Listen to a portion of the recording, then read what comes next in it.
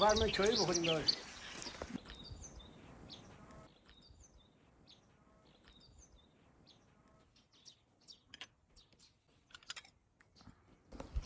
ببخشید چیز کم.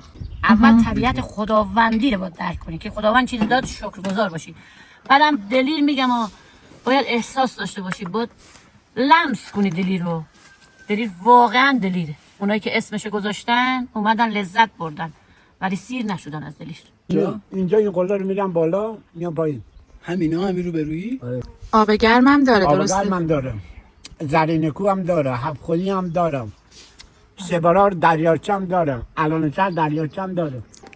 حدودا من خودم میگم، حالا نمیدونم شاید بیشتر باشن، بالای 3000 هستن دلیر تابستونش دور بر 50 خانوار هستن، هم دام دارن.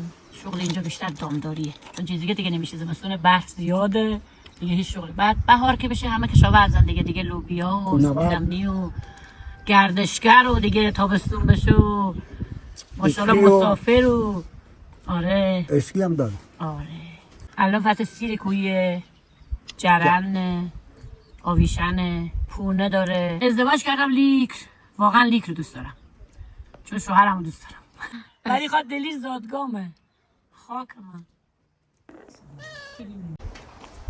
یعنی باور کن 20 روز دیگه بیای اینجا گولوگی ها دیگه یه جوری دیگه مشکل‌تر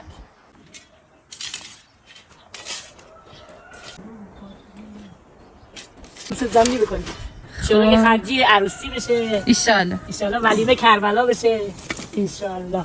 اینم زمینی بکنیم درشت باشه، وسطشو نصف میکنیم به خاطر اینکه خیلی درشته، باید حداقل 3 تا باشه، اگه درشت باشه نمیشه.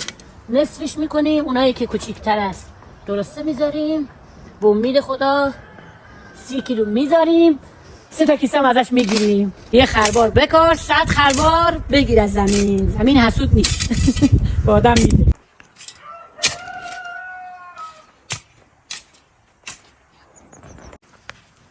این چند تا به جمال شما میکنم. اینو میذاریم دیگه میریم.